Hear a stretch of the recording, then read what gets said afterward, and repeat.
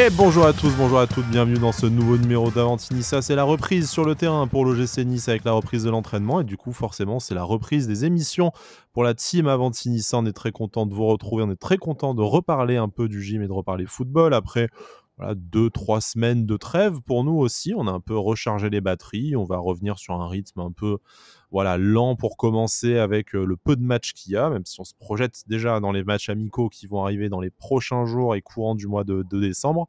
En attendant la reprise à la fin du mois prochain, en gros un mois à l'Alliance Riviera face à Lens.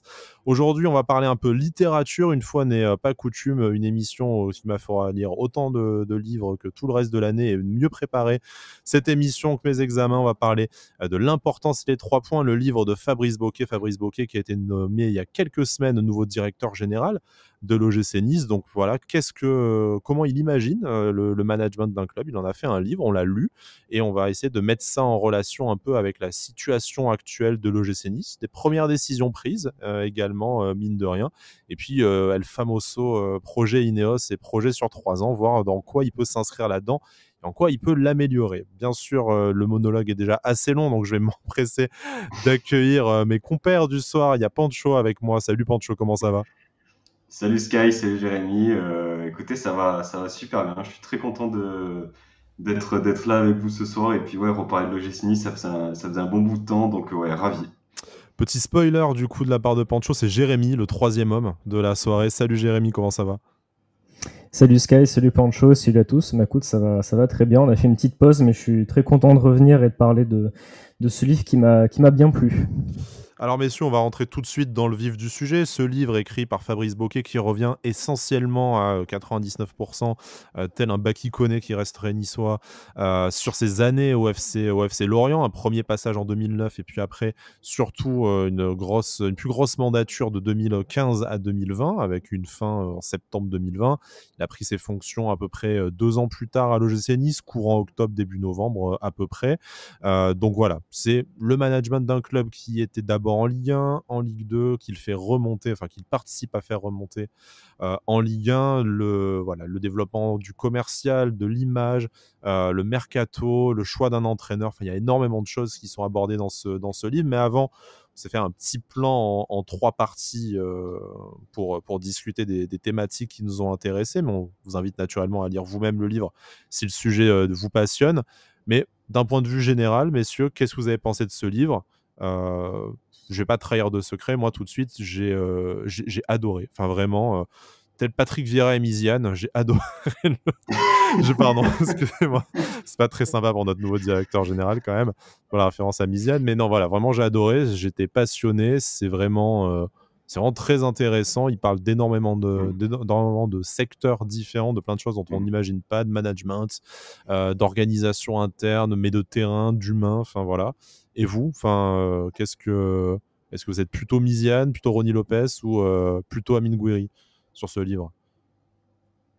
Vas-y, Jérémy, je t'en prie, tu peux y aller. Moi, plutôt Amine Gouiri, mais la première saison à l'OGC Nice. Mais non, sinon, on va dire que moi, j'ai beaucoup aimé ce livre aussi. Beaucoup d'humilité suite à ce que j'ai lu sur tous les secteurs sur lesquels Fabrice Bocquet parle. Que ce soit, comme tu as dit, tout ce qui est sportif, puis après commercial, tout ce qui est aussi vie du club en interne. Je suis déjà rassuré, soulagé que ce soit Fabrice Bocquet, notre nouveau directeur général. Il m'a appris pas mal de choses sur le fonctionnement d'un club et surtout, en fait, il a rapproché ça au monde de l'entreprise parce qu'il rappelle très bien qu'un club est avant tout aussi une entreprise, malgré le fait que certains, même dans le monde du foot, l'oublient.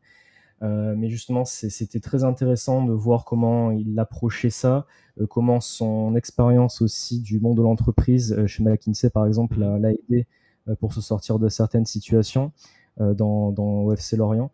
Donc c'était très intéressant et justement j'ai beaucoup appris sur le fait de pas mal sur le mercato et sur la gestion humaine de comment il s'en est sorti. Bon, je pense qu'on en reparlera du mercato. Avec mais ça m'a notamment vraiment un beaucoup gros morceau intéressé. sur le transfert d'Alexis Claude Maurice à l'OGC Nice. Je ne sais pas si vous avez remarqué, mais le Tout à fait. club autre que Lorient le plus cité dans le bouquin, ironiquement, c'est l'OGC Nice. Ouais, on est cité 4 ou Effectivement. 5 fois, je crois, Ouais. Et je pense que ouais, c'est pas une coïncidence, mais c'est vrai que c'était assez intéressant de voir notamment le mercato, comment en fait c'est très compliqué en fait on le sait, de faire venir des joueurs, parce qu'il y a aussi tout l'aspect humain, l'aspect autour des performances sportives qui est à prendre en compte, et c'est un processus qui est très long. Et on se rend compte qu'en fait, dans le foot, tout est très très long, et c'est pour ça qu'on parle souvent de projets. Alors, outre les projets sur 2 ans, 3 ans qu'on a depuis très longtemps à Nice, là, on a un exemple sur 5 ans, il me semble, à Lorient avec Fabrice Bocquet. Et justement, on se rend compte qu'il avait une vision sur 5 ans, qu'il a réussi à mettre en place sa vision et son projet, et on voit les bénéfices d'avoir un cap sur un long terme, en fait. Donc, c'était très intéressant. Il parle beaucoup de temps long en tant que dirigeant, effectivement. Pancho, du coup, voilà, un livre qui aborde tellement de thématiques. Nous, on va peut-être pas tout aborder. Le but, c'est pas non plus de faire une fiche de lecture, mais vraiment de voir ce que ça peut apporter à l'OGC Nice et de le mettre en parallèle avec de l'actualité et des besoins brûlants du côté de l'OGC Nice, le maintien de Lucien Favre, le mercato d'hiver qui arrive également. Mais voilà, d'une manière générale, qu'est-ce que tu as pensé de ce livre? Un peu plus de environ 300 pages, je crois, légèrement moins. Ça se lit assez vite et assez facilement. De toute façon, moi, je crois que j'ai lu en 3 fois et ça se dévore. Et en plus de ça, même s'il y a du vocabulaire peut-être un peu complexe pour les gens qui n'ont pas fait d'études d'économie ou qui n'ont pas été dans la banque et dans la finance, globalement, c'est quand même assez bien expliqué, c'est assez pédagogique, et surtout il y a une majorité de vocabulaire de foot qui est compréhensible pour n'importe quelle personne qui suit un peu assidûment la Ligue 1 et les grands championnats. Mais de ton côté, qu'est-ce que tu en as pensé d'une impression générale? J'ai adoré. 278 pages, pour être précis, je crois, Il les a avant la comptés conclusion. tellement. Non, mais après, bon, voilà, moi, à titre personnel, je suis pas un grand lecteur. Là, je savais qu'il y avait le podcast, donc j'ai commencé à lire, et sincèrement, c'est très complet. C'est, voilà, comme vous l'avez dit, ça aborde plein de thématiques. Il dit en conclusion justement que ça manquait de livres, de recherche, des choses, on va dire, formelles, qui manquent un peu peut-être dans la fonction. Mais ouais, et puis le mec, en fait, il a géré beaucoup de choses à Lorient, parce qu'il arrive en tant que responsable financier, parce qu'il a un parcours, je crois, en école de commerce, donc il est plus, on va dire, sur les chiffres HEC, lors du Lehman premier Brothers passage. et McKinsey, Voilà. effectivement.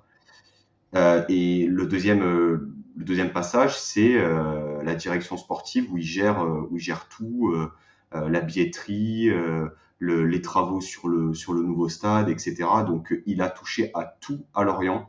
Donc, sincèrement, en termes de compétences, je pense qu'on peut difficilement faire mieux. Jérémy parlait à juste titre d'humilité. Ça transpire vraiment dans ce livre-là, c'est-à-dire qu'il n'est pas du tout dans une optique de donner des leçons ou quoi que ce soit. Il exprime, voilà, factuellement son expérience, ce qu'il a bien fait, ce qu'il a mal fait. Il se remet en question aussi, et puis il avoue qu'il y a eu des échecs, notamment le recrutement du gardien. Je ne sais pas si vous vous rappelez, où il dit que justement ça manquait de performance. Donc non, hyper intéressant, facile à lire, et ouais, ça me permet aussi de voir un peu quel est ce bonhomme qui a pris la direction générale du club. Voilà, tu le disais, beaucoup d'humilité. Ça n'a pas vocation à être une leçon. De toute façon, il le répète beaucoup, notamment dans les autres podcasts qui ont été faits, bon, qui sont plus généralistes et sur le bouquin. On pense notamment au podcast de SoFoot, mais également d'une ou deux agences de com sportive dont le nom là m'échappe. Mais bon, si ça vous intéresse, on pourra vous partager les liens sur nos réseaux sociaux. Mais il dit, voilà, c'est une réflexion, c'est un cadrage que j'aurais bien aimé avoir dans la main avant de me lancer. Et là, ça m'a permis en fait de mettre des mots sur le parcours, ce que j'ai réussi, ce que je me rends compte que j'aurais fait différemment si j'avais su au préalable ce dans quoi je m'engageais. Et voilà, comme il dit, l'important, c'est pas tant de ne pas faire d'erreurs, parce que ce n'est pas possible de toute façon. C'est déjà, un, de les limiter, et deux, de mettre en place aussi une organisation qui te permet en fait de rebondir le plus sereinement possible de tes erreurs, qu'elles soient sportives, qu'elles soient financières, même si voilà, comme vous le répétiez tout à l'heure, il est quand même dans une optique aussi de gestion de PME. Donc le but, c'est pas non plus de dilapider de l'argent qu'il n'y a pas, c'est d'assurer une certaine pérennité financière au club, et notamment au FC Lorient. C'est pas sans rappeler par moment, je trouve, la gestion de Julien Fournier, aussi une gestion où tu as quand même l'intérêt supérieur du club qui est supérieur. Alors peut-être plutôt le Fournier des premières années que le Fournier des années Ineos, mais voilà, enfin. De toute façon, on va faire naturellement un peu le lien avec ce qu'on connaît à l'OGC Nice, ce qu'on attend, ce qu'on espère, ce qu'on regrette au travers de cette émission. Mais je voudrais commencer déjà par le titre. L'important, c'est les 3 points. Alors bien sûr, ça reprend une expression poncée du milieu du football avec les 3 points de la victoire. Mais lui, par contre, c'est pas de ces 3 points-là qu'il parle, c'est de ce qu'il, lui, a établi comme les 3 points principaux à se rappeler au moment où on prend la direction d'un club de foot et ce qui fera office de fil rouge dans le passage du dirigeant dans ce club, dans ce dit club. Le premier, c'est un club est une entreprise comme les autres, avec malgré tout des exceptions qu'il faut garder en tête, et on y viendra. Il y a une forte identité locale et une connexion nécessaire avec le territoire pour le développement et la réussite d'un club de foot.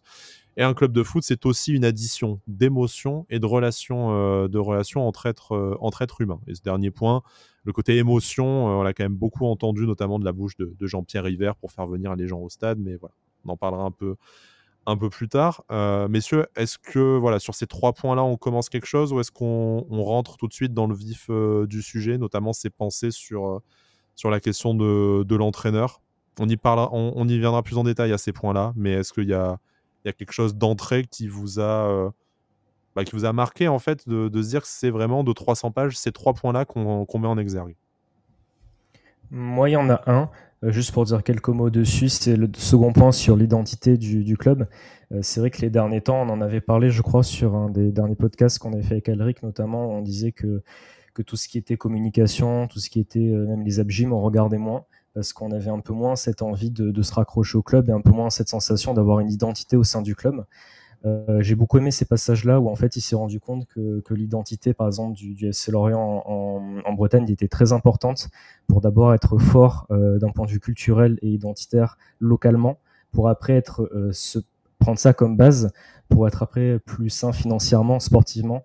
C'est un passage que moi j'ai beaucoup apprécié et qui je trouvais très important comme base pour la suite. Donc c'était vraiment très appréciable de voir qu'il se basait aussi sur ça et qu'il mettait en avant les supporters et les gens qui sont vraiment autour du club comme base. Les supporters, les partenaires aussi, les entreprises, les jeunes du centre de formation. Enfin voilà, la question d'identité, c'est pas juste d'avoir Nissa Labella ou dans leur cas, voilà, je sais plus quel champ sur la mer, l'océan. Enfin bon, c'est leur délire là-bas, hein, de toute façon, mais leur rapport à voilà, parce que je crois que j'ai appris que Lorient avait été créé par une vendeuse de poissons sur le port à l'origine. Enfin bon voilà, mais très très très intéressant. Mais tu vois cette espèce de connexion justement avec le patrimoine du club auquel tu peux ajouter les anciens joueurs, tout ça. Voilà. Pancho, du coup après on va d'entrée parler de Lucien Favre parce que déjà il nous manque un peu premièrement. Oui. Et puis parce que c'est peut-être une des premières décisions de Fabrice Boquet au GC Nice. Clairement, je pense que Jérémy a tout dit, hein. C'est quelque chose qui résonnait pas mal quand même dans la communauté par rapport à l'identité du club. Donc, je pense qu'on est tous très contents et très rassurés de voir quelqu'un attaché à cette partie-là. C'est quelque chose qu'il a développé du côté de Lorient au travers de pas mal de domaines, que ce soit de la communication, dans le stade, dans tout la mise en relation avec des producteurs locaux, par exemple pour la restauration dans le stade, enfin pour les buvettes, voilà, tout à fait. Je veux dire, tout était connecté et c'est vrai que c'est peut-être ce qui nous manque aussi, hein, depuis l'arrivée de l'Alliance. Bon, on a une très belle enceinte, mais on manque peut-être voilà de quelque chose d'un lien avec le club et ses supporters. Et il a aussi dit quelque chose de très intéressant par rapport, je sais pas si vous avez en mémoire ce passage lors de la billetterie, lorsqu'il disait que justement la billetterie, ça se basait pas uniquement sur des offres promotionnelles à des prix cassés, etc. Et c'est pas comme ça qu'on faisait venir les gens au stade. Ça me faisait penser tout doucement au match de barrage où pour un pitch au Nutella acheté chez Leclerc, t'avais une pour, pour aller au Non, stade. bah, Bon, je me disais, moi, dans ce bon, passage-là, quand il a expliqué oui, on devait refaire la billetterie, alors on a hésité à faire appel à un prestataire, mais du coup, on s'est dit que ça allait pas marcher et tout. Je rigolais devant ma page, genre, le pauvre, où est-ce qu'il a foutu les pieds avec la billetterie de l'OGC Nice, tu vois. c'est Donc vrai. bon, ce qui est bien, c'est que tu vois, il a identifié ces problèmes-là en amont, donc on a peut-être une chance Ouais.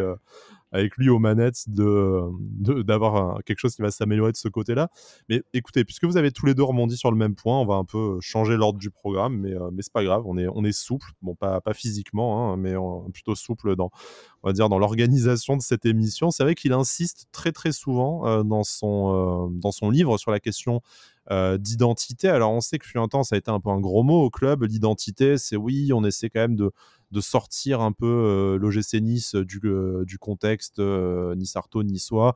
Ce qu'on pouvait comprendre, hein, parce que bon, il y a aussi une base quand même de supporters à aller chercher dans les villes voisines ou dans la région. Et en plus, je vais trahir un secret, messieurs, mais vous en êtes un excellent exemple tous les deux. Voilà, il n'y a pas que des supporters de l'OGC Nice qui vivent et qui viennent de Nice. Ça peut s'étendre. On sait qu'aujourd'hui, on n'a peut-être plus un rival comme l'AS Cannes non plus, donc on peut s'étendre peut-être un peu plus sur l'ouest du 06, voire sur le Var, parce qu'il n'y a pas Toulon, il y a toute une aire d'influence à aller chercher, mais pour autant, et on en a parlé souvent dans les numéros, c'est pas l'identité niçoise qui va effrayer des gens qui viennent d'outre-Var, hein, puisque on voit aussi que beaucoup de grands clubs européens, on pense au Barça, qui est du coup un chantre du catalanisme, voilà, peuvent jouer là-dessus. Et lui insiste vraiment. Il prend des exemples très concrets et très connus. Il prend l'exemple des All Blacks, par exemple, qui montre qu'en fait,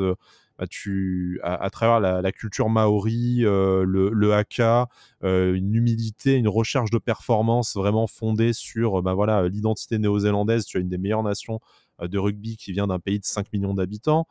Pour le football, il parle de Bilbao, de la Sociedad, les clubs espagnols du Pays Basque, qui du coup sont vraiment fondés sur cette identité basque avec vraiment un focus sur la formation, sur l'utilisation. Je sais qu'à Bilbao, pendant très longtemps, si tu n'étais pas basque, tu ne pouvais pas jouer. Puis maintenant, ça a été un peu étendu aux joueurs formés au club. Enfin, voilà, une identité locale, mais qui te permet quand même d'être compétitif, mine de rien.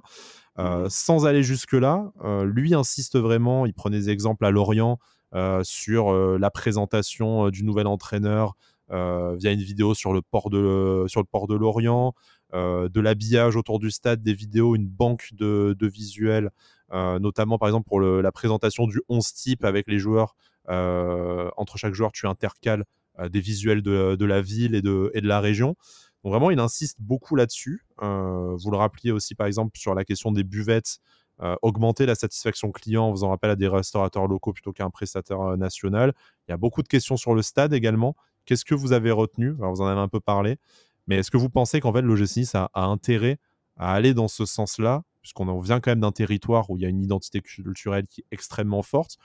On va pas cracher sur le club, hein. Le club est aujourd'hui un des vecteurs, si c'est pas le plus gros vecteur en plus de la culture niçoise auprès des supporters et auprès des habitants de la ville. On l'a vu avec les communications en niçois avant la finale de la Coupe de France notamment. Donc on sent qu'il y a un effort fait dans ce sens-là. Est-ce que pour vous c'est le bon sens et sur quel champ vous iriez en premier, par exemple, pour développer ce côté identité culturelle? Moi, comme je dis, ce qui m'a frappé dans ce qu'il dit, en fait, c'est qu'on ne se rend pas forcément compte que pour avoir une image à l'extérieur du club, au niveau de tout ce qui est nos adversaires, des supporters adverses, on va dire nationalement déjà, en fait, ce qui est important, et on n'y pense pas vraiment au départ, c'est déjà d'avoir une grosse identité nous-mêmes. Et moi, ça m'a fait penser à ce que disait Jean-Pierre River cet été sur le fait que quand on veut voir jouer le GC Nice, enfin, quand on voit jouer le GC Nice, on sache que c'est le GC Nice qui joue. Il y a une identité propre au jeu à développer. Et justement, moi, ça m'a fait penser à ça parce qu'il revient souvent, comme tu l'as dit, sur cette identité. Et le fait d'être fort localement, en fait, pour réussir financièrement déjà, parce que c'est très important, et sportivement, parce qu'en fait, tu attires à la fois les supporters qui ont envie de venir au stade, et après, tu montres aux joueurs aussi, lors des mercatos par exemple, que c'est un club qui est solide, qui s'appuie sur des valeurs un peu plus humaines. Moi, c'est comme ça que je l'ai compris. Et donc, tu te crées un écosystème un petit peu plus pérenne, en fait, que la normale. Et c'est ce qui a été réussi à Lorient, parce qu'en fait, en lisant le livre, moi, je me suis basé sur ça. Je me suis dit, c'est vrai que les dernières années, en fait, quand je pense à Lorient, En fait, je pense d'abord à une équipe qui joue vers l'avant, à une équipe qui a beaucoup d'envie. Et c'est vrai qu'il a donné cette identité-là au club. Alors là, je parle plus du sportif, mais c'est vrai que d'un point de vue, comment dire, du stade, par exemple, c'est vrai qu'il y a beaucoup d'animation, beaucoup de musique au niveau de la Bretagne, toutes ces choses-là qui sont très importantes. Et c'est vrai que j'avais pas forcément réalisé.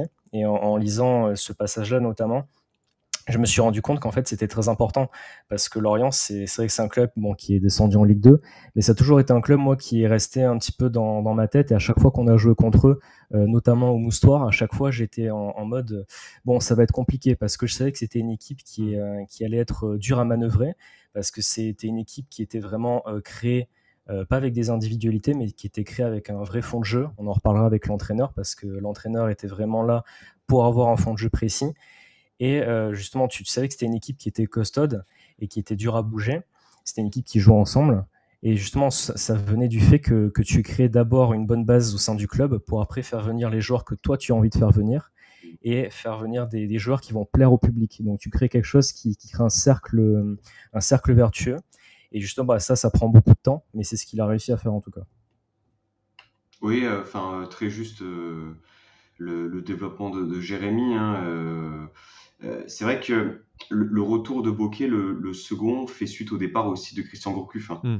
qui a été pendant longtemps l'entraîneur de Lorient, comme on le sait, et qui a su instaurer une philosophie de jeu avec des demandes précises. Ça fait qu'il y avait déjà une alchimie parfaite en interne, parce qu'il y avait une connexion entre toutes les équipes en interne pour savoir exactement quel type de profil il fallait pour le dispositif de Gourcuff, et que il y avait aussi une connexion avec le territoire par rapport à ce que représente Gourcuff à Lorient, qui a été entraîneur-joueur dans les années 80-90 et qui a eu plein de succès sur les 20-25 dernières années.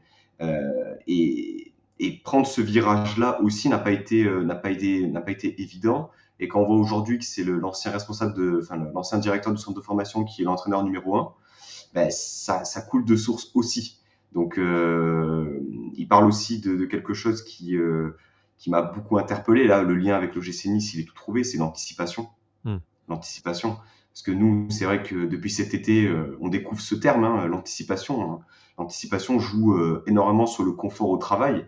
Et lorsque tu anticipes, ben, tu, tu fais en sorte aussi de faire le travail bien, mais aussi de manière à être voilà, dans un confort autant pour À toi. préparer l'avenir et à pas vivre un C'est ça. départ comme celui de. Mm. Et pas dépendre voilà, de vente ou de volonté de départ, parce que tu sais que tu l'as plus ou moins anticipé. Alors, Donc, avant de parler de voilà. joueurs, hein, parce qu'il en parle, et bon, le mercato approchant, forcément, c'est un sujet qu'on va explorer. Mais pour terminer sur la question d'identité, de culture interne, vraiment, vous prenez l'exemple de Christian Gourcuff qui le cite et qui est un monument du FC Lorient, hein, qui incarne un peu comme Giroud à la J. Auxerre, l'imaginaire collectif dès qu'on pense au FC Lorient. Et au final, c'est vrai que c'est une sorte de suite logique que ce soit le responsable du centre de formation. On sait que la formation, c'est important à Lorient, qui aujourd'hui reprennent l'équipe 1, parce que Fabrice Bocquet insiste dans son livre sur la nécessité en fait d'avoir de diffuser cette culture interne au club un peu dans toutes les composantes pour ne pas être dépendant d'un seul homme, que ce soit en termes de culture ou de compétences. Et en fait, ce qu'il s'est attaché à faire, c'est que d'accord, Christian Gourcuff, la personne qui incarne peut-être le mieux le FC Lorient, est parti, mais ça ne veut pas dire que le FC Lorient est parti avec lui. Et en fait, pour mettre ça en parallèle avec l'OGC Nice, aujourd'hui, la question que j'ai envie de vous poser, c'est aujourd'hui, bon, on a peut-être déjà du mal à savoir qui incarne l'identité du club au sein de l'OGC Nice. Si je devais choisir, je dirais peut-être, je sais pas, Jean-Pierre River, qui est là depuis le plus longtemps et qui a été garant de l'institution pendant de nombreuses années. Mais est-ce que pour vous, aujourd'hui, à Nice, à des postes clés, pas directeur général, parce qu'on vient d'introniser Fabrice Bocquet, mais est-ce que pour vous, à des postes clés, que ce soit au centre de formation, dans le staff, est-ce qu'il y a vraiment cette culture interne et commune qui s'est diffusée, et est-ce qu'on a les relais pour survivre, par exemple, et quand je dis survivre, c'est pas financièrement ou sportivement, mais c'est que voilà, l'ADN du club et cette culture interne en fait continue à infuser malgré un départ par exemple de Jean-Pierre River. Moi, je trouve que, alors sur cette question-là, je trouve que oui, et d'ailleurs, on a une petite passe décisive du club aujourd'hui avec la nomination de Didier Digard dans le staff professionnel. Pour moi, on a eu cette bonne idée de refaire venir des anciens joueurs qui ont un petit peu marqué, enfin qui ont même beaucoup marqué le club les années précédentes. Il y a eu Didier Digard, il y a eu Cédric Varro, Marama Veirua, des joueurs qui sont passés par le club et qui ont énormément aimé le club et que les supporters ont énormément aimé. Enfin, en tout cas, pour ma part, c'est le cas. Justement, je pense que ça a été un bon choix. Après, sur ces postes-là, ce sont des éducateurs pour les jeunes joueurs. Je pense que justement, ce travail-là, on le verra dans les années qui vont arriver, donc pas tout de suite. Après, dans ce qui est professionnel, on l'a un petit peu moins vu parce qu'on a surtout changé énormément de fois d'entraîneur depuis quelques années. Donc, on n'a pas eu de stabilité et on n'a pas eu de personne qui est restée là suffisamment longtemps pour incarner cette identité-là pour moi. Donc, justement, là où ça peut être bien, pour moi, dans ce que dit Fabrice Bocquet, dans le fait qu'il soit venu à Nice, c'est qu'il a compris ce point et je pense qu'il va nommer des personnes qui vont rester là, je pense, pour vraiment quelques temps, qui vont pas rester là 2-3 ans puis repartir. Parce que si tu restes pas longtemps au club, si tu n'es pas fidèle au club dans le sens de la longévité, tu pourras pas incarner cette image-là du club et comment dire, cette identité. Donc je pense qu'on avait commencé à le faire dans les catégories de jeunes. Maintenant, il faut le faire dans dans la catégorie plus professionnelle, on va dire, et pour que ce soit plus visible au sein du club et notamment pour les supporters aussi. Tu as raison de le rappeler, hein, Julien Fournier qui avait dit il y a de nombreuses années maintenant, je pense, lors d'une interview, c'est peut-être au moment où Didier Digard revient au club d'ailleurs, qu'à à compétence égale, il donnerait toujours la priorité à un ancien du club, hein, ce qui est voilà, dans la lignée de ce que faisait, enfin de ce qu'a fait pardon, Fabrice Bocquet à Lorient et de ce qu'il promeut aujourd'hui, même si effectivement, comme tu le dis, pour l'instant, c'est quand même un peu cantonné à des rôles d'éducateur chez les jeunes. Peut-être que ça donnera quelque chose dans quelques années. On parlera un peu de la politique du centre de formation également après, quand on s'attachera davantage aux sportifs. Mais voilà. Pour clôturer sur ce côté culture interne, tout ça, Pancho, quelque chose à rajouter. Est-ce que pour toi, déjà c'est souhaitable, et est-ce que pour toi l'OGC Nice est allé jusque-là assez bien, fait suffisamment bien les choses de ce point de vue-là? Je pense que c'est perfectible. Oui, c'est une bonne chose. Enfin, je veux dire, quand on écoute Marama Virua dans la dernière vidéo du club là sur l'apprentissage du Niçois, tu sens quand même que voilà le passage à Nice l'a profondément marqué et que c'est important d'avoir des joueurs qui ont connu aussi Nice, pas, enfin, sans Ineos, avec voilà d'autres moyens, pas le même stade. Enfin, je veux dire, c'est important d'avoir une forme de continuité aussi. Le retour de Digard, enfin, je veux dire plutôt l'arrivée de Digard dans le staff en est un bon exemple. Non, on va dire que c'est très important. Est-ce qu'aujourd'hui on est au top là-dessus? Je ne pense pas. Mais c'est en phase de devenir. Du moins, je suis très confiant pour la suite. Bon, après, hein, l'idée de Fabrice Bocquet, c'est pas nécessairement d'empiler d'anciens joueurs et de faire revenir tous les anciens pour leur filer un poste, hein. Il y a quand même une question de Mhm. compétence, mais c'est vraiment aussi de diffuser cette culture propre au club. Donc déjà, il faut en développer une. Jérémy le disait, ça passe aussi un peu par le terrain. Alors bien sûr, refaire venir un ancien qui connaît déjà le club, bah, tu gagnes quelques années, mais là, on va parler de stabilité immédiatement, notamment en commençant par l'entraîneur. C'est aussi, voilà, dans la stabilité que tu arrives un peu à pérenniser des bonnes pratiques, des compétences, à les partager, à ce que ça devienne en fait davantage que des compétences individuelles, de l'intelligence collective, et que du coup ça devienne des compétences club plutôt que des compétences humaines et propres à un individu. Pour passer, parce que bon, on s'est beaucoup étendu sur ce sujet, mais je pense qu'en fait, en tant que supporter et amoureux de ce club, forcément, le chapitre sur l'identité, c'est ce qui nous a le plus parlé, le plus fait plaisir, hein, naturellement. Et si vous lisez le livre, ou si vous l'avez déjà lu, je pense que vous avez aussi tiqué sur tous ces passages-là à ce sujet-là. Parlons un peu, voilà, revenons sur le terrain et parlons un peu d'actualité. Lucien Favre a été maintenu. Alors bon, pas franchement maintenu officiellement non plus, hein. On l'a appris via l'équipe et Nice Matin. Il n'y a pas eu de déclaration forte officielle, que ce soit de Jean-Pierre River, de Dave Braceford, des frères Radcliffe ou de Florent Ghisolfi ou de Fabrice Bocquet. Donc en fait, c'est quelque chose qu'on a encore appris sans trop sans trop savoir si c'était officiel, si c'était des fuites, tout ça. Donc bon, c'est une méthode un peu étrange, mais voilà, prenons acte de l'essentiel, c'est-à-dire que Lucien Favre reste. Alors, la position de Fabrice Bocquet au sujet du changement d'entraîneur en cas de mauvais résultats, si on peut parler de mauvais résultats cette saison pour Lucien Favre, il intitule son chapitre de manière très simple. Changer d'entraîneur, c'est un remède placebo qui coûte cher. Il prouve statistiques à l'appui, et notamment statistiques du CIES, qui est le laboratoire d'observation du football, dont vous avez peut-être déjà vu passer des chiffres et des tableaux sur les réseaux sociaux, qu'il n'y a pas d'amélioration de résultats tangibles, en tout cas sur les grands nombres, en reprenant tous les clubs dans cette situation, en changeant le coach plutôt qu'en le gardant. Le fameux effet psychologique, en réalité, il a du mal à se traduire mathématiquement. Pour lui, en fait, et c'est là-dessus que je vais vous passer la balle, pour qu'un entraîneur réussisse, il lui faut 3 choses: du temps, de la confiance et qu'on lui donne les moyens de réussir. Question volontairement un peu provoque, mais en fait, Lucien Favre n'a eu aucun de ces 3 points-là cette saison. Non, il a pas eu de temps.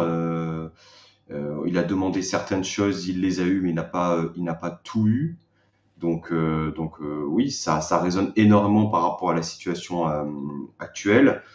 Tu disais en introduction que le club n'avait pas confirmé officiellement le maintien de Favre, tout comme n'avait pas dit officiellement qu'il était sur la sellette. Donc bon, y avait-il vraiment un doute quant à l'issue de la situation? Je ne sais pas, peut-être, mais en tout cas, c'est vrai que la communication pose question.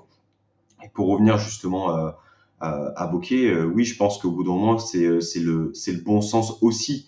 Quand on fait confiance à quelqu'un, on veut lui donner toutes les chances de réussir et d'aller au bout de son idée. Aujourd'hui, quand la plupart de tes recrues arrivent le 31 août, que tu commences difficilement la saison, que tu joues tous les 3 jours, que tu joues en plus la Coupe d'Europe, etc. Bon, il faut pas non plus s'attendre à ce qu'il y ait un coup de baguette magique, que tout prenne bien comme il faut.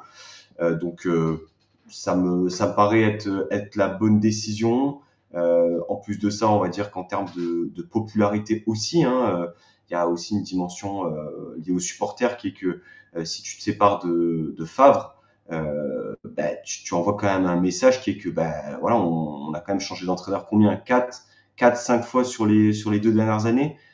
C'est la beaucoup prime trop. à la stabilité dont il fait l'éloge dans tout son C'est ça. livre, ça aurait fait un peu tiquer s'il avait décidé. Bon, bien sûr, Puis, la décision ne vient pas que de lui. Il y a Florent Ghisolfi aussi, le oui, directeur c'est sûr. Et sportif, puis, qui est impliqué. Mais logi- bon, logiquement, par rapport à ce qu'il dit, il y avait au final pas trop d'autres décisions à prendre que le maintien de Lucien Favre.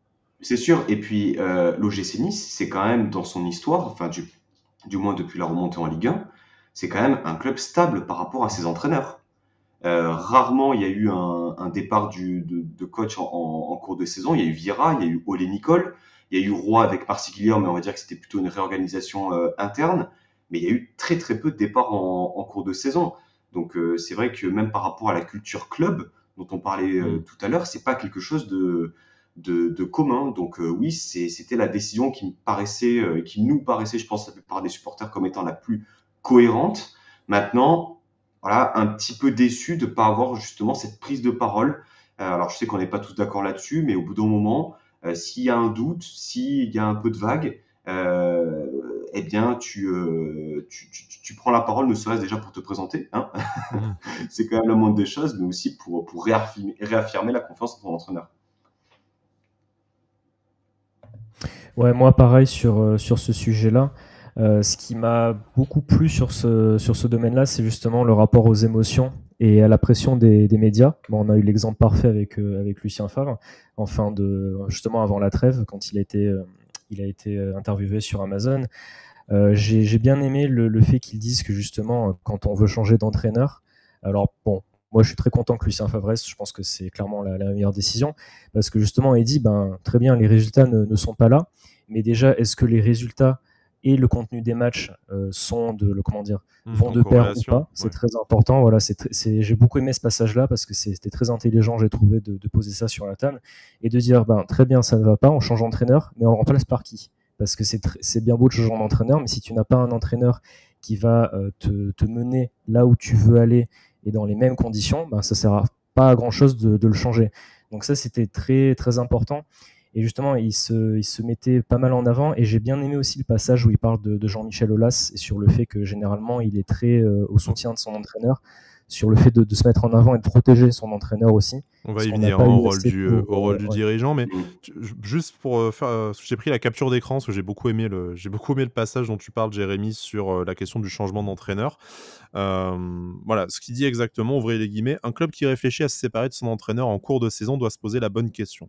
Cela ne devrait pas être devons-nous garder notre entraîneur, mais plutôt quel entraîneur prêt à s'engager immédiatement est capable de mieux atteindre nos objectifs et mieux développer nos joueurs que l'entraîneur actuel. Et je pense qu'une fois que tu as posé cette question-là, plutôt que Favre doit partir, qui est disponible, bah, du coup, la réponse, et notamment le maintien de Lucien Favre, est un peu plus évident, enfin en tout cas à nos yeux, même si on est forcément de parti pris sur Lucien Favre. Je pense que vous le savez, vous commencez à nous connaître, mais indépendamment de la question de est-ce que c'est une bonne décision ou pas, ça on le saura dans les prochaines semaines et on fera le bilan en fin de saison. En tout cas, c'était pour souligner que par rapport à l'avis de Fabrice Bocquet sur la question, au final, la décision du maintien est somme toute logique, même s'il n'a pas été la seule à la prendre. Mais on peut effectivement facilement imaginer qu'il était plutôt dans ce mood-là. Très intéressant aussi ce que tu dis au final sur l'utilisation de la data. C'est quelque chose qui revient énormément dans le livre. Alors, on n'a pas la compétence pour vous en parler en détail, puis c'est pas l'idée. Mais quand tu parles de corrélation entre le contenu du match et les résultats, il le dit souvent, hein, le résultat, bien sûr qu'on ne peut pas l'ignorer parce que le football est fait de résultats et c'est ce qui fait la différence entre un maintien, une descente, une qualification européenne, un titre ou quoi que ce soit. Mais il dit bien, voilà, à base de statistiques même assez communes et accessibles aujourd'hui aux supporters comme les fameux expected goals, tu peux aussi voir qu'en fait, peut-être qu'en réalité, tu méritais un classement un peu supérieur. Donc, c'est-à-dire que pour la saison suivante, il n'y a pas tout qui est à jeter. C'est aussi une question parfois de réussite, même si celle-ci se provoque, notamment grâce à la confiance. Mais voilà, te dire, oui, tu as eu un alignement d'événements qui ne se reproduira peut-être pas la saison prochaine, une blessure, un contexte particulier, et du coup, tu dois pas voir uniquement par le prisme du résultat. Et je pense que dans le cas de Lucien Favre, c'est notamment aussi intéressant de réfléchir de ce côté-là. Mais pardon, je digresse comme d'habitude. Non, mais c'est très intéressant cette thématique autour de la data parce que ça montre que c'est un domaine qui vient apporter un complément à l'analyse globale qu'on peut avoir d'un effectif ou des résultats, et ça permet de prendre un peu de la hauteur, comme tu le dis aussi par rapport à une série de résultats qui est plutôt négative. Et c'est vrai qu'on est dans une période, je trouve là, ces dernières années, où on est tous très curieux et très data en fait, où on se dit tout se règle limite par ça, alors que non, c'est un autre angle d'attaque par rapport à la résolution de problématiques ou pas d'ailleurs. Et c'est vrai que lorsqu'ils développent ça en disant que je sais plus exactement, mais voilà, on a pris tant de buts alors qu'au vu des expected, alors c'est pas les expected goals, mais au vu des occasions subies, on aurait dû en prendre tant, etc. Bon, finalement, ça vient du gardien parce qu'on a vu qu'il avait un pourcentage d'arrêt qui était. Je veux dire, ça vient justement, ce qu'il a dit aussi, vient conforter aussi un entraîneur et rassurer une équipe. Et je pense que c'est un élément qui est de plus en plus présent dans le football actuel et qui est intéressant à analyser. Alors, il le dit notamment dans les podcasts auxquels il participe, hein, il met pas non plus la data au-dessus de l'expertise et de l'observation humaine. On en parlera après en matière de recrutement, notamment où il dit que l'observation supplante quand même, ou en tout cas est nécessaire en plus de la data pour effectuer un bon recrutement. Et même pour les matchs, il dit voilà, c'est facile d'avoir des statistiques pour des postes clés ou notamment les joueurs offensifs, tout ça. Mais au final, le football, voilà, c'est une interconnexion d'acteurs qui font que tu n'expliques pas tout par les chiffres, que tu as en fait 99% du temps les joueurs n'ont pas le ballon, donc tu as tout via l'observation, tu vois aussi tout le comportement, tout le jeu sans ballon, qui est une indication importante. Donc voilà, je sais que de ce côté-là, il va quand même apporter une certaine sensibilité à la data, même si aujourd'hui à l'OGC Nice, c'est déjà utilisé, hein, ça ne sera pas une révolution non plus. Mais pour lui, c'est pas non plus un gros mot, et il y a probablement une modernisation. Il va probablement apporter son expertise aussi là-dessus dans les différents secteurs du club. Avant de parler du mercato, du coup, je voudrais passer, Jérémy l'a un peu évoqué, et notamment le rôle du dirigeant et par rapport à l'institution, la relation avec les cadres, enfin voilà, beaucoup de choses qui vont tout doucement nous permettre de glisser vers le mercato d'hiver. Il prend comme exemple Jean-Michel Aulas, notamment, qui est peut-être le dirigeant de football français, le premier auquel on peut penser. Et ce que j'ai beaucoup aimé, c'est qu'il a notamment pris en fait l'exemple, vous vous en souvenez probablement, hein, chers auditeurs, auditrices et vous, hein, Pancho et Jérémy, le fameux derby Lyon-Saint-Etienne où Nabil Fekir du coup enlève son maillot et va du coup dans une pause iconique le montrer au COP adverse, avec les débordements et le désordre que ça a pu créer après. Et en fait, ce qui est intéressant, c'est qu'il explique que au début, l'entraîneur lyonnais, je crois que c'est Pep Genesio à ce moment-là, qui du coup tense un peu Nabil Fekir en disant ouais, c'était pas bien de faire ça, tout ça, et entre après en scène Jean-Michel Aulas qui en fait opère un peu un double discours et un renversement de responsabilité, ce qui n'est pas sans rappeler d'ailleurs ce qu'ont fait par exemple Jacques Cardoz et autres Marseillais après les événements de Nice-Marseille du 22 août, de dire non mais c'est uniquement la responsabilité des supporters de Saint-Etienne, ils n'avaient pas à se comporter comme ça, tout en derrière dans le vestiaire et au centre d'entraînement, peut-être et même très certainement prenant à partie Nabil Fekir en lui disant bon, je t'ai défendu, j'ai défendu l'institution, j'ai pris les coups moi pour éviter que tu te les prennes toi médiatiquement, par contre t'aurais pas dû le faire comme ça, ou la prochaine fois peut-être préviens-nous, ou en tout cas ne nous mets pas dans une situation comme ça en porte-à-faux. Donc moi je trouve ça intéressant le côté Jérémy, je sais que même en off tu m'as envoyé des notes là-dessus, donc tu t'en parleras mieux que moi, mais le côté de le dirigeant est aussi le garant de l'institution, il doit protéger l'image de marque du club, il doit protéger son entraîneur aussi, pour que tout s'opère en fait dans le plus de sérénité, quitte à prendre des coups lui-même et après à régler les choses en interne. Mais voilà, et ça fait malheureusement, pour revenir à l'OGC Nice, écho à beaucoup de choses qu'on a dites ces derniers mois, avec une espèce de vacance de pouvoir. En fait, au final, vu que le pouvoir est partagé entre des personnes d'égale importance, mais qui se renvoient un peu la balle, en fait, il n'y avait personne quand le bateau tanguait pour remettre un peu le capitaine au centre du navire, en la personne de Lucien Favre, remettre les choses dans l'ordre, prendre quelques coups et en fait protéger l'institution tout simplement. Ouais, ce passage-là, moi, m'a bien plu parce qu'en fait, c'était assez intéressant et j'ai pas forcément pensé d'ailleurs quand il y a eu ces interventions de Jean-Michel Aulas. Mais c'est vrai qu'en fait, c'est intéressant parce qu'à chaque fois, c'était, on va dire, quand un joueur fait une erreur, par exemple, au sein du club, c'est l'image du club qui est ternie. Donc, du coup, c'est la réputation du club qui ne va plus être bonne. Et justement, après, ça va t'apporter, on va dire, du négatif dans plein de domaines différents parce que ça va être de la mauvaise pub. Donc, il y a des joueurs qui vont pas avoir envie de venir. Tu vas avoir beaucoup de critiques nationales ou internationales. Et donc, en fait, tu changes comment dire, tu te mets les projecteurs, on va dire, sur toi pour en fait protéger ton club et laisser les gens au sein du club travailler plus sereinement. Et c'est vrai que c'était pas quelque chose auquel moi j'avais forcément pensé, auquel j'étais forcément, comment dire, c'était pas un détail auquel j'avais pensé. Mais c'est vrai que c'est très important parce que tu peux, en protégeant justement ton institution, déjà tu te fais connaître toi, ton nom, tu montres que tu ne te laisses pas faire d'un point de vue national. C'est ce qu'on avait un peu reproché au club l'année dernière après les incidents de Nice-Marseille. Enfin, moi, en tout cas, j'avais reproché ça, d'être resté beaucoup trop en retrait. Donc, tu te protèges, tu montres que tu es présent et que tu ne te laisses pas faire. Et justement, ça permet aux gens qui travaillent au sein du club et à tes joueurs de leur montrer qu'ils sont protégés. Donc, du coup, ils sont plus rassurés et ils vont être plus sereins dans leur travail au quotidien.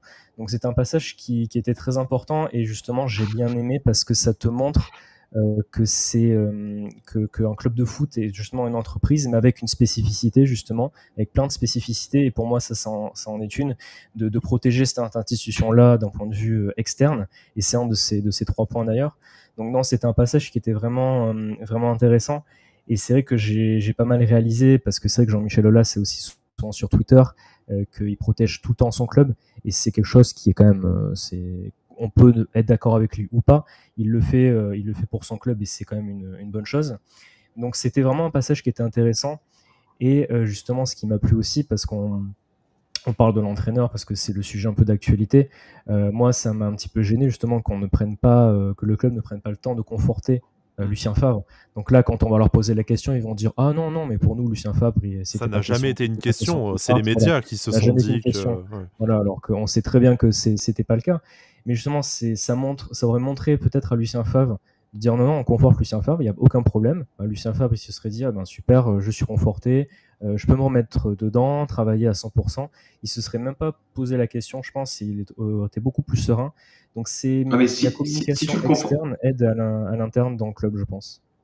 Si tu le confortes, ça veut dire que d'une certaine façon, il y a une remise en cause aussi. Tu vois, si tu as besoin de le conforter.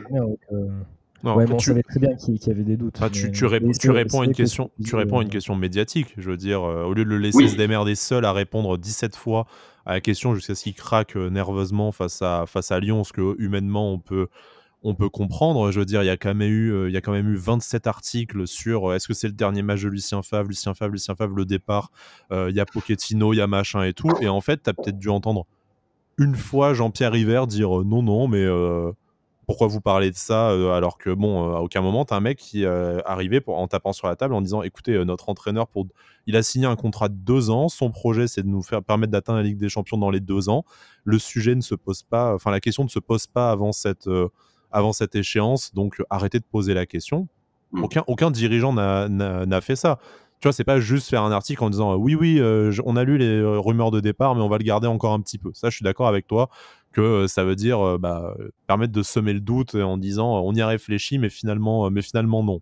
Ce qui, au final, est peut-être proche de la réalité. Et t'as personne qui arrivait pour dire voilà, non, Lucien Favre, l'entraîneur OGC Nice jusqu'à la fin de la saison 2024, point, pas d'autres sujets. Ça, au final, tu vois, tu l'as laissé se débrouiller. Ah, je sais pas ce que c'est les objectifs, on m'a rien dit. Ah, vous savez, j'ai l'habitude qu'on dise que doivent partir, c'est normal pour un entraîneur. Le mec, il a dû gérer ça tout seul. Après, je suis d'accord avec vous, mais ça ne veut pas dire qu'en interne et en off, il était conforté à 200%. Oui, le problème, c'est qu'en fait, les sollicitations et le doute, ils viennent de l'extérieur, ils viennent de l'entourage des joueurs, des médias, des autres clubs éventuellement. Ce qui s'est dit en interne, on le saura jamais, et j'ose espérer qu'on lui a passé un coup de fil pour lui dire non mais t'inquiète, n'écoute pas les médias. Je suis même pas sûr que ça a été fait, mais admettons. Mais le problème, en fait, c'est que tant que t'as pas une parole claire sur la scène médiatique, les médias lui posaient la question à chaque fois.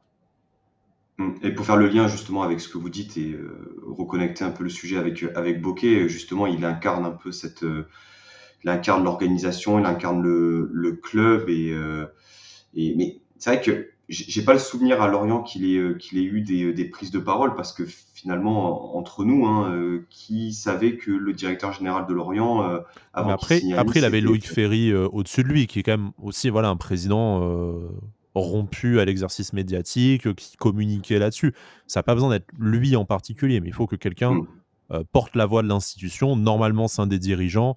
Aujourd'hui, on a un président par intérim, un propriétaire, un consultant. Je veux dire, on a quand même suffisamment de personnes au-dessus de Fabrice Bocquet ou à son niveau, un directeur sportif aussi, qui aurait la légitimité de s'exprimer là-dessus pour conforter Lucien Favre officiellement. Bon, ce qui malheureusement n'a pas été fait. On verra au moment de la reprise comment ce sera négocié par le club si la question est posée.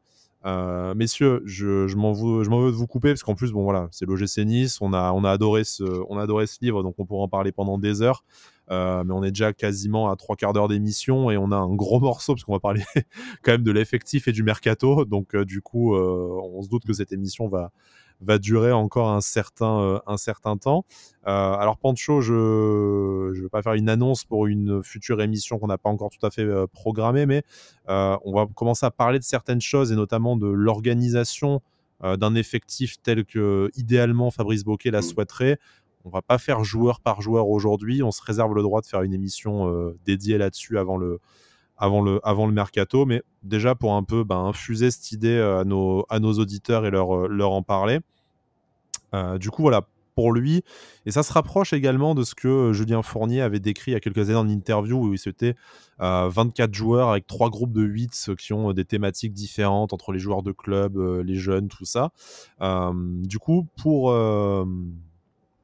pour Fabrice Bocquet, du coup, l'idée, c'est qu'en fait, un effectif pro doit idéalement faire aux alentours de 24 joueurs, avec un noyau de 16 joueurs qui doit concentrer un maximum du temps de jeu, jusqu'à 80, même 90% du temps de jeu, des minutes globales, tout joueur et tout match additionné dans la saison. C'est 16 joueurs, en fait, qui vont être 16 joueurs qui doivent être au niveau des ambitions du club, qui sont, on va dire grossièrement, 16 joueurs qui ont le niveau pour être titulaires et qui ont le niveau pour être titulaires au niveau où tu as envie d'emmener ton club. Donc, par exemple, à l'OGC Nice, sans aller jusqu'à dire rivaliser avec Paris, mais pour évoluer entre la 3e et la 6e place. Donc 16 joueurs que tu fais jouer le plus souvent possible, et 8 joueurs à côté, tes 2 gardiens remplaçants et 6 joueurs de champ qui arrivent un peu en complément, que ce soit du centre de formation, de la post-formation ou des très anciens joueurs en fin de carrière qui viennent t'apporter une expérience, par exemple, si ton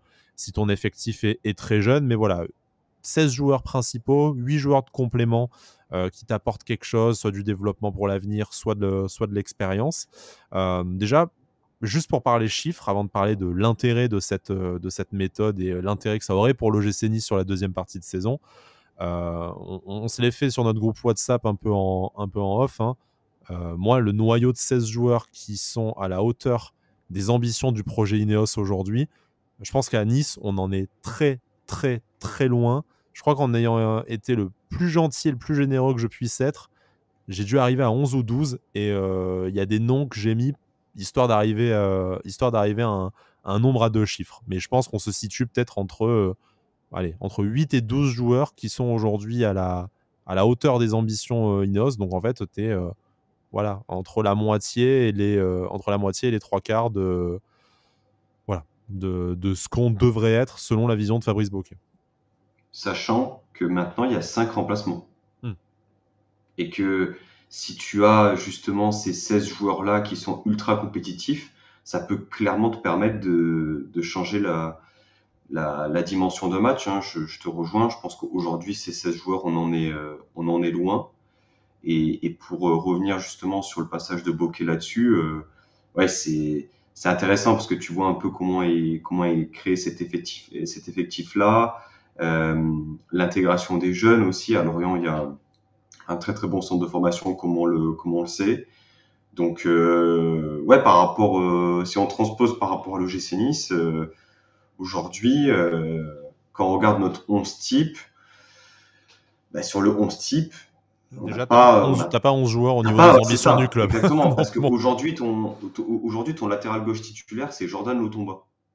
Alors, j'ai rien contre Jordan Lotomba, mais aujourd'hui, est-ce qu'on peut vraiment prétendre à jouer la Ligue des Champions avec Jordan Lotomba latéral gauche et pas avec ses 2 remplaçants non plus. Donc, c'est ça. C'est-à-dire qu'il y a un vrai déficit. On va pas faire joueur par joueur, mais clairement, il faut arriver à créer une équipe ultra compétitive. Ça sert à rien d'empiler les joueurs. Je pense que c'est aussi le message qu'il a voulu faire véhiculer. Mieux vaut la qualité que la quantité. Et puis, ça nous montre aussi que le recrutement, c'est pas aussi simple que ça. Parce qu'au-delà de la concurrence que tu peux avoir avec les autres clubs, aujourd'hui, nous, on a été racheté il y a 3 ans. On sait que les équipes le savent aussi. On parle de joueurs à droite à gauche. On sait que on va peut-être avoir tendance à surpayer. C'est ce qui s'est passé avec Alexis Claude Maurice, qui à la base, on peut le dire, n'était pas forcément chaud, enfin c'était pas Nice sa priorité numéro 1, c'était Il était Mönchengladbach. Voilà, bon, parce que c'est le club qui est arrivé en premier dans les négociations. Nous, on sait que c'était au Voilà, moment et ils de sont l'été où il y avait le rachat, donc il y avait un peu aussi difficulté de communiquer avec l'extérieur, sachant que le club allait changer de main. c'est ça, et puis le DS de Mönchengladbach est arrivé, lui a détaillé, lui a dit voilà, j'ai vu tant de matchs de toi, tes qualités se trouvent là, tes points de progrès se trouvent là, un truc hyper détaillé. Claude Maurice, il était chaud pour rejoindre Mönchengladbach. Seulement, le tarif proposé était trop faible par rapport à ce que Lorient attendait. Puis Nice est arrivé, a posé 13 millions et a récupéré Claude Maurice. C'est intéressant ce que tu Euh, dis sur Max Eberl, du coup, qui est le directeur sportif de Mönchengladbach, qui est arrivé voilà, avec le rapport détaillé en disant mm, on est venu te superviser sur tel match, on sait que tu as fait ça dans la saison, nous on a envie de te faire jouer avec tel joueur au sein de notre effectif, telle position, parce qu'encore une fois, l'identité de jeu, voilà, un système sur plusieurs années, un entraîneur, la stabilité de l'effectif aussi. En fait, est-ce que je vais passer la main à Jérémy à cette occasion-là aussi, que ça mm. revienne sur les 16 joueurs ou sur le mercato là, dont je vais parler. Mais en fait, est-ce que vous imaginez à quoi ça a dû ressembler en fait, les discussions cet été pour recruter des joueurs avec l'armée mexicaine de une fois c'est l'entraîneur, une fois Dave Brailsford qui se fait traduire parce qu'en fait il reprend des pistes de Julien Fournier, t'as Jean-Pierre River qui a essayé de négocier sur FaceTime aussi quelques joueurs alors qu'il était en soirée, on en parlera ça un jour, mais non mais voilà, en fait tu t'imagines que voilà, quelque chose de percutant, même si t'as pas garantie de réussite, tu fais bien de le rappeler au final, Pancho, que c'est nous avec le pognon qui l'avons emporté sur Alexis Claude Maurice, bon, pas de chance, mais en fait ce discours structuré pour battre nos concurrents, indépendamment de la question de l'argent, en fait aujourd'hui pareil, qui l'incarne? Je veux dire, on espère que ça va être Florent Ghisolfi, mais ces 6 derniers mois, personne ne l'a incarné. Ce qui explique peut-être un peu nos difficultés sur le mercato estival, à convaincre certains joueurs, je pense à Yann Sommer, Marcus Thuram, entre autres, qui nous sont passés sous le nez.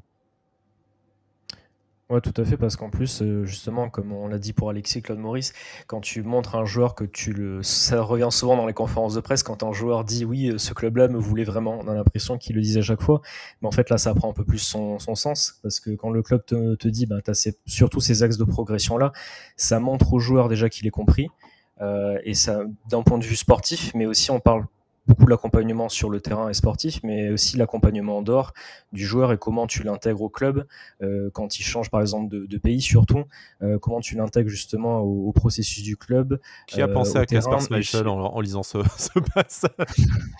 et pas que, et pas que. Non, pas Justement, que. comment tu intègres le joueur, avec qui il va jouer, parce que justement, moi, ce qui m'a beaucoup plu, c'est le fait de dire, on recrute ce joueur-là, pourquoi? Pour ses qualités à lui, mais aussi pour les qualités qu'il va avoir sur le terrain, parce qu'il va jouer avec tel et tel joueur à ses côtés, où tu construis vraiment une équipe vraiment compétente, mais aussi qui va s'entendre sur le terrain et en dehors, parce qu'il parle aussi pas mal du fait du comportement des joueurs qui est quand même vraiment observé du centre de formation et aussi les joueurs que tu recrutes.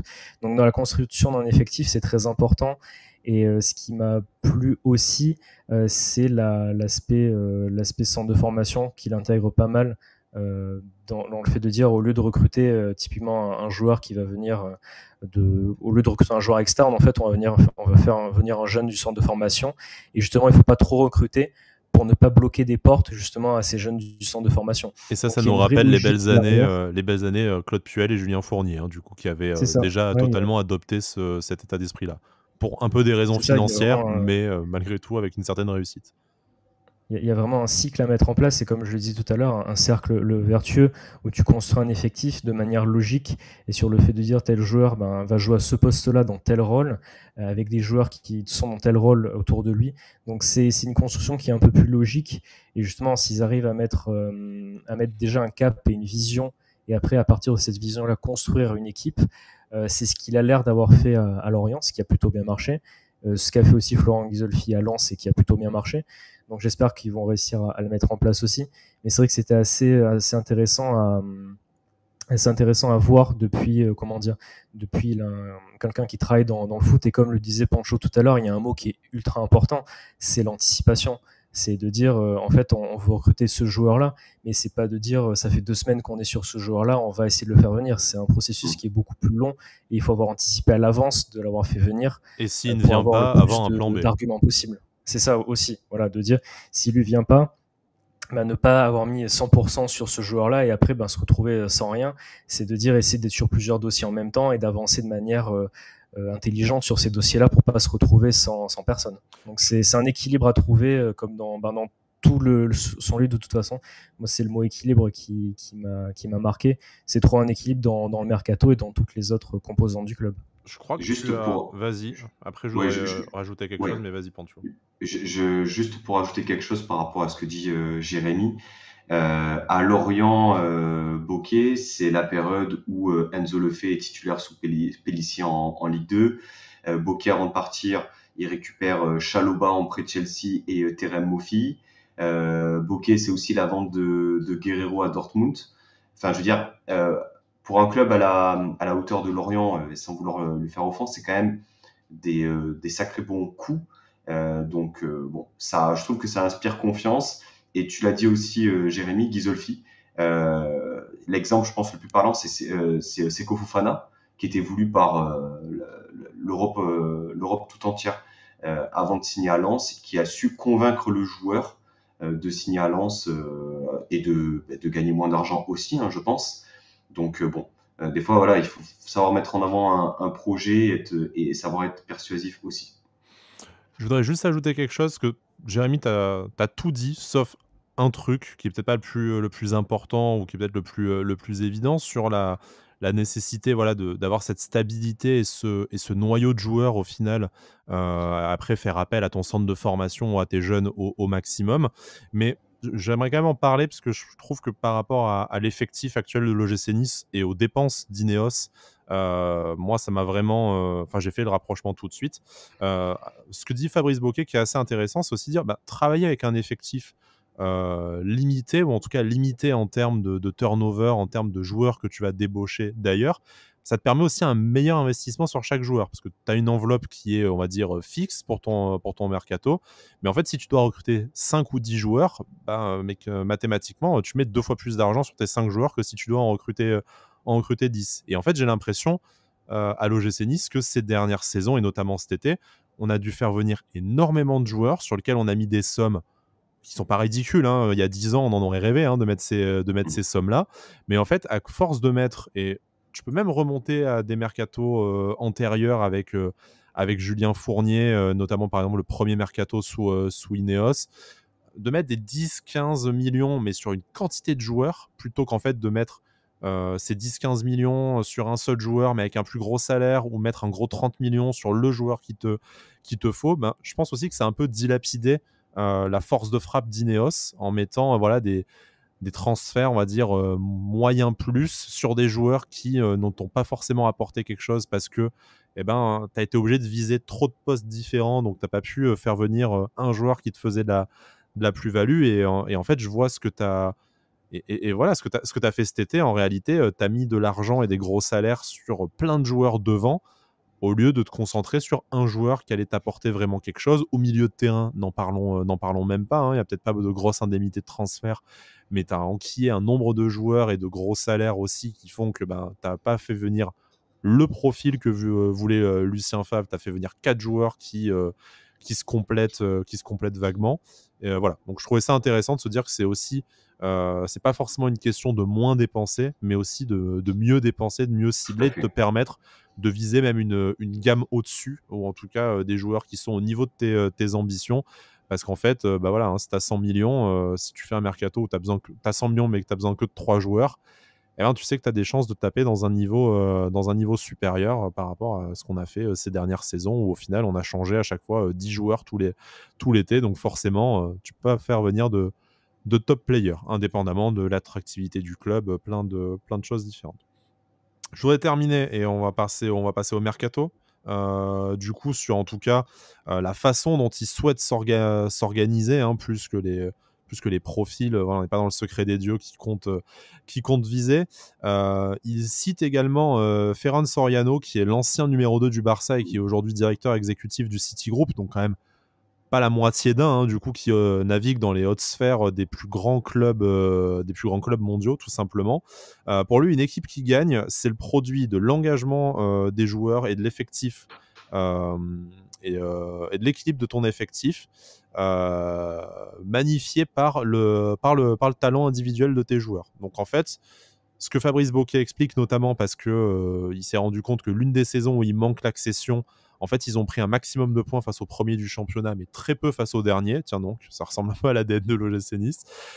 C'est qu'en réalité, il se rend compte que, ben, oui, le talent, c'est ce qui te magnifie tout, mais en fait, ça magnifie le produit de l'équilibre de l'effectif et de l'engagement des joueurs. Donc en réalité, si ton effectif est déséquilibré, ben, même si tes joueurs ils se mettent une race sur le terrain, et ben forcément, il y a un moment donné où ça va coincer. Et à l'inverse, si tes joueurs ont beaucoup de talent, mais que l'engagement il est moindre face à des petites équipes qui sont pas motivées à cause de l'entraîneur, du climat délétère dans le club, d'une spirale négative de résultats, eh ben, tu t'en sortiras pas grâce au talent seul. Et bon, je trouvais intéressant de vous citer, surtout que ça vient quand même, encore une fois, pas de n'importe qui, hein, mais de faire cette analogie par rapport à la saison de l'OGC Nice où au final, on est toujours déficitaire à cause de l'équilibre de l'équilibre de l'effectif, mais au moment où il y a eu à nouveau un peu d'engagement en fait qui s'est mis, et ben rapidement, ça a permis au talent de faire son effet. Puis c'est aussi propre au club. Enfin, je veux dire, l'OGC Nice, c'est ça aussi, c'est l'envie, c'est la détermination, c'est la grinta, et on n'a pas eu les plus grands joueurs à chaque fois sous notre maillot, mais par contre, ils avaient le mérite de tout donner sur le terrain. Donc, bon, voilà, c'est aussi la liaison avec l'identité du club. Ça s'appelle l'effet Kohler, d'ailleurs, parce qu'il en parle aussi. Je savais pas comment le placer. Merci Pancho pour la passe décisive. Aussi soyeuse qu'un ballon de Sofiane Diop. Merci beaucoup. L'effet Kohler, c'est Yann? Yann Kohler, exactement. Oula, on a perdu la moitié de notre audience qui n'était pas née. Kohler était sur les terrains chez le rival monégasque notamment. L'effet Kohler qui dit, du coup, c'est une enquête sociologique qui dit les joueurs les moins bons de l'effectif sont entraînés dans les efforts par des locomotives. Il prend l'exemple notamment de Cristiano Ronaldo et de Zlatan Ibrahimovic.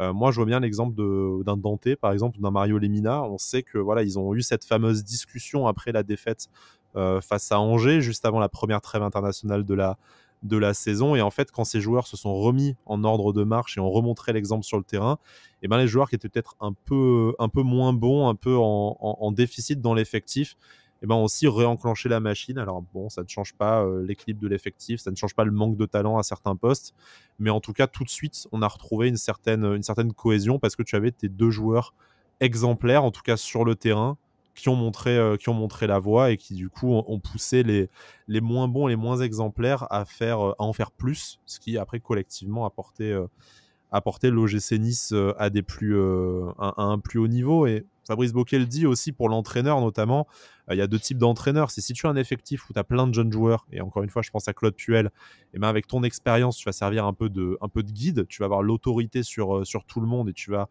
concentrer la responsabilité. Par contre, si tu as un effectif qui est rempli de cadres comme l'OGC Nice aujourd'hui, où tu as quand même des joueurs qui n'ont peut-être pas le rôle opérationnel de cadre comme on le souhaiterait aujourd'hui, mais qui ont en tout cas ce vécu-là, ben, tu as besoin de relais dans le vestiaire. Et justement, je pense qu'en fait, c'est ce qu'ont pu apporter Dante et Lemina ces dernières semaines.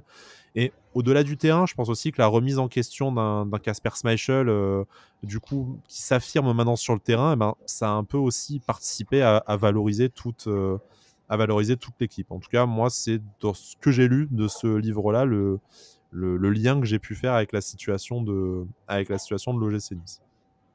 Messieurs, est-ce que vous souhaitez qu'on passe au mercato ? Avec plaisir. Oui. Avec plaisir. On termine du coup rapidement, parce que bon, on vous dit pas à quelle heure on enregistre, mais il commence à faire faim, mine de rien. Alors le mercato, c'est simple. On parlait d'anticipation, hein, Jérémy Pancho, vous en avez beaucoup parlé. Lui, l'organisation qu'il voit là-dedans, c'est surtout des décisions en fait collégiales de créer une feuille de route au début de mercato, avec la participation de l'entraîneur, du directeur sportif, du directeur général, du directeur du centre de formation également, afin que l'entraîneur puisse énoncer les profils, ce qui ne sont pas forcément les joueurs, hein, mais les profils en tout cas qu'il souhaite dans l'effectif, que le directeur sportif ensuite soit capable d'établir une liste de joueurs qui correspondent à ce profil avant que la cellule de recrutement puisse en proposer, les évaluer avec la data, avec l'observation sur le terrain, avec du scouting par exemple. Très clairement, cette organisation-là, elle semble évidente, mais aujourd'hui à l'OGC Nice, on en rêve quand on sait ce qui s'est passé l'été dernier. Absence totale de cellules de recrutement, ou alors non prise en compte du travail fait par cette cellule de recrutement. Pas de directeur sportif. Pas de directeur sportif, donc personne qui fait justement ce lien entre la cellule de recrutement et les attentes du coach. Intégration d'un consultant, j'allais dire véreux, mais douteux, au sein du club qui fait croquer un peu son réseau, mais qui ne met pas justement l'intérêt du club au-dessus de tout ça. Donc ouais, il y avait peu de cases qui étaient cochées. Donc ce qu'on a eu finalement, c'est assez logique finalement quand on regarde un peu tous ces points-là. Maintenant, si tu veux qu'un club fonctionne sur tous les points, et là on parle du sportif, mais il faut qu'il y ait une harmonisation parfaite. Il faut qu'il y ait une synergie, une mutualisation des connaissances, un but commun. Et j'étais justement en train d'écouter là avant le podcast une partie du podcast de Laurent Bessière, le nouveau responsable de la performance de l'OGC Nice, qui disait que justement tous ces services-là qui sont au sein du club travaillent pour le coach. C'est uniquement pour le coach. C'est le coach la locomotive du club. C'est lui qui doit être mis dans les meilleures dispositions pour faire au mieux son boulot et avoir justement les joueurs pour un mercato, avoir toutes les informations lorsqu'un joueur revient de blessure, enfin voilà, tous les services pour que tout se passe au mieux pour lui, pour son équipe.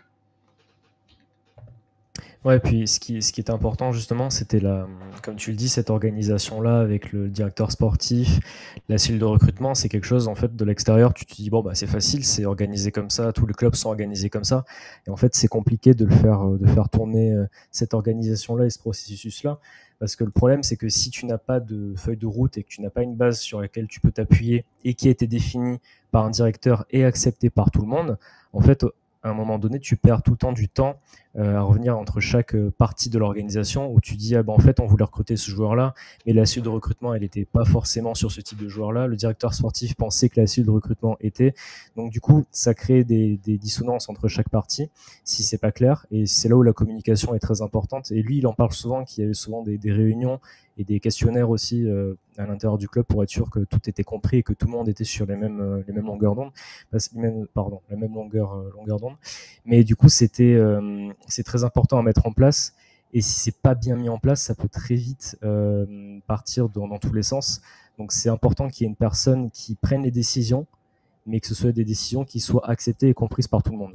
Oui, après, il y a forcément une voix décisionnaire. Tu ne peux pas voter à bulletin secret pour chaque signature de joueur et la majorité l'emporte. Mais effectivement, ça doit être quand même une discussion au minimum collégiale pour que ça soit accepté de tous. Et puis, Fabrice Bocquet répète beaucoup dans son livre, mais également dans les podcasts auxquels il a participé, qu'il croit davantage à l'intelligence collective qu'à la concentration des pouvoirs entre les mains d'un seul homme. Donc, a priori, voilà, il a accepté de venir sur l'initiative, pour travailler aussi avec Florent Ghisolfi. On sait que le nom a été suggéré l'un par l'autre. Donc a priori, je pense qu'ils auront à cœur de travailler, en tout cas d'échanger pour que ça se passe bien entre eux. On espère qu'ils prendront en compte les désirs de Lucien Favre aussi, et le fait que la piste menant à Parisis de Empoli, le latéral gauche dont on parlait déjà l'été dernier, n'est peut-être pas non plus tu vois, tout à fait étrangère à cet état d'esprit-là. Pardon.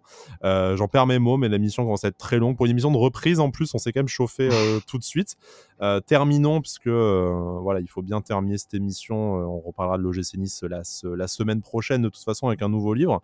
Mais terminons sur le mercato d'hiver. Alors, messieurs, on n'est pas devins, on n'a pas d'infos, on n'est pas des insiders ou je ne sais quoi, mais par rapport à ce qu'on a lu, de l'organisation souhaitée par Fabrice Bocquet. Il ne décidera pas tout seul, il y a un directeur sportif, un entraîneur, comme on le disait, mais par rapport à ce qu'on a lu de son organisation, par rapport à ce qu'on connaît des besoins de l'OGC Nice, pour vous, comment ça va se présenter le mercato d'hiver? Est-ce que il y a besoin d'une grande lessive? Est-ce qu'il faut cibler certains postes en particulier? Si oui, lesquels? Est-ce qu'on doit continuer dans la mesure du possible avec cet effectif et on verra bien l'été prochain?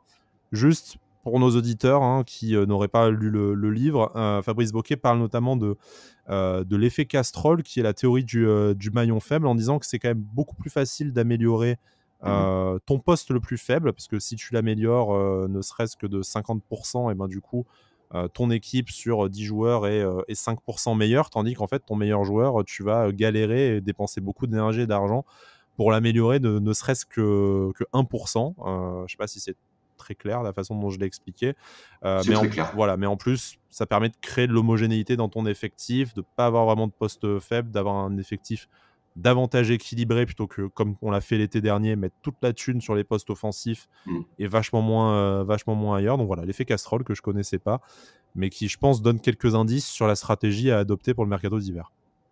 Ouais, complètement. Petit clin d'œil à Bertigno. Je pense qu'on va avoir des petits ajustements qui vont apporter des grands changements.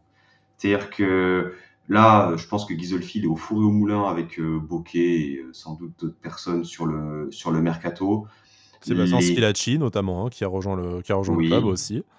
oui, Sébastien Schilacci. Maintenant, de toute façon, je pense qu'on voit les postes. Je dirais, il faut pas non plus être un fin connaisseur pour voir justement ce qui manque à cette équipe.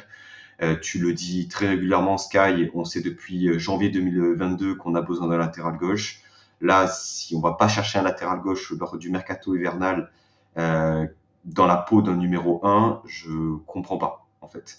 Je comprends pas. Après, il dit aussi quelque chose par rapport au mercato hivernal dans son livre, c'est que c'est très compliqué. Lui, en fait, il est contre ce mercato hivernal-là, parce que, eh bien, ça peut, ça joue en faveur, on va dire, des équipes qui ont des moyens, mais surtout, tu surpayes des équipes. Parce que détacher un joueur de son collectif après 6 mois de compétition, c'est toujours plus compliqué que lorsqu'il vient à un an de la fin de son contrat ou même en fin de saison. Bref, petite parenthèse. Mais je pense qu'effectivement, il y aura pas énormément de recrues, enfin pas énormément. J'imagine peut-être 3 recrues, Grand maximum 3, effectivement. grand maximum, mais par contre des recrues qui te feront passer un cap à certains postes. Je pense au poste de latéral gauche, je pense peut-être un mec devant dans un autre registre qui recherchera peut-être un peu plus Un la ailier de profondeur. percussion, un latéral gauche et un milieu de terrain un peu plus, un numéro 6 un peu plus doué, ballon au pied. Au final, c'était ni plus ni moins que la wishlist de Lucien Favre l'été dernier. Totalement, totalement. Il n'a Après, pas été écouté, ou alors il a été écouté et on n'a pas pu faire mieux que ce qu'on lui a proposé, ce qui est possible aussi. Maintenant, là, il y a une direction sportive et au vu de ce qu'a pu faire Ghisolfi à Lens avec le peu de moyens qu'il avait, je suis très très confiant sur ce mercato hivernal-là. Et ce serait cool parce que ça fait quand même, on va dire, 1 mois et demi, 2 mois que l'OGC Nice va mieux. Et si tu arrives en plus à avoir une équipe compétitive à tous les postes, là à parler on va dire de 13-14 joueurs qui sont ultra compétitifs, on peut peut-être vivre une deuxième partie de saison intéressante.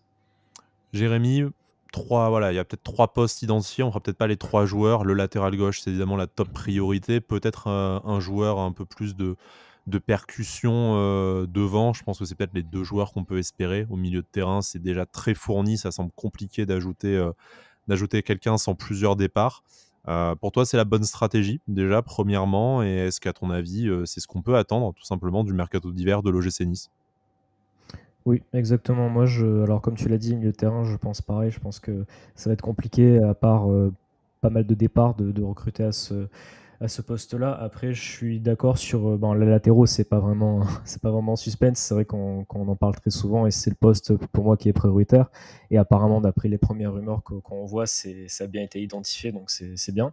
Et après, moi, ce serait plutôt un attaquant polyvalent qui puisse jouer un peu tous les postes, devant, parce que c'est clairement ce qui est important dans notre effectif à l'heure actuelle, et surtout des joueurs qui vont s'inscrire dans la durée dans le club. J'espère pas de prêts ou de joueurs à relancer, par exemple. J'espère des noms solides. On Et n'a des rien contre joueurs qui Nicolas vont être, Pepe, mais très clairement, ça participe pas à voilà, l'avenir du club. c'est ça. Mm. Et aussi des joueurs qui soient prêts tout de suite à aider le club pour les objectifs. Donc on va voir, je suis assez confiant. Je pense qu'on a des personnes là qui ont commencé à travailler au sein du club et qui ont tout à fait les compétences pour faire progresser le club. Donc ça va être un premier petit test, ce mercato d'hiver. On va voir, j'ai hâte de voir en tout cas. Donc ça va être intéressant. Mais pour moi, oui, il doit y avoir deux arrivées avec bien sûr des départs peut-être à ce poste-là, que ce soit en fin de prêt ou des prêts tout simplement, ou des ventes. Donc on va voir, mais pour moi, il faut qu'il y ait deux ajustements avec ces deux arrivées-là. Oui. Et juste pour rajouter une dernière chose par rapport au mercato, Ghisolfi, lorsqu'il a quitté Lens avant de signer à Nice, il a bouclé le mercato hivernal. Donc c'est-à-dire que là, il arrive à Nice où il est en retard par rapport à ce qu'il a l'habitude de faire. Donc voilà, je pense que il va nous sortir du gros joueur. Alors si on se base sur ce que dit Foot Mercato avec des pincettes, mais ça parle plutôt d'un jeune prospect au poste offensif, donc on verra bien.